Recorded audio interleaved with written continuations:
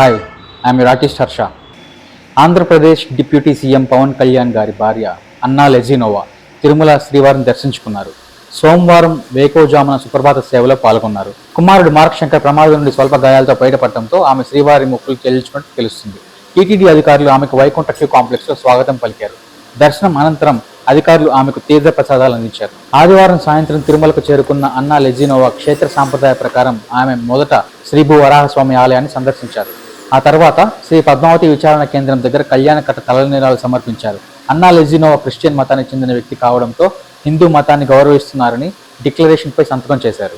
తనకు పూర్తి విశ్వాసం ఉందని కూడా ఆమె పేర్కొన్నారు.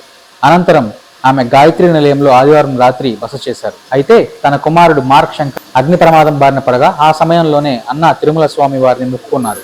క్షేమంగా మార్క్ శంకర్ బయటపడిన నేపథ్యంలో మొక్కులు చెల్లించుకున్నారు. ఇక పవన్ కళ్యాణ్ గారి కుమారుడు మార్క్ శంకర్ పెద్ద ప్రమాదం నుండి బయటపడ్డాడు. సింగపూర్లోని స్కూల్లో జరిగిన అగ్ని ప్రమాదంలో మార్క్ చేతులకి కాళ్ళకి గాయాలయ్యాయి.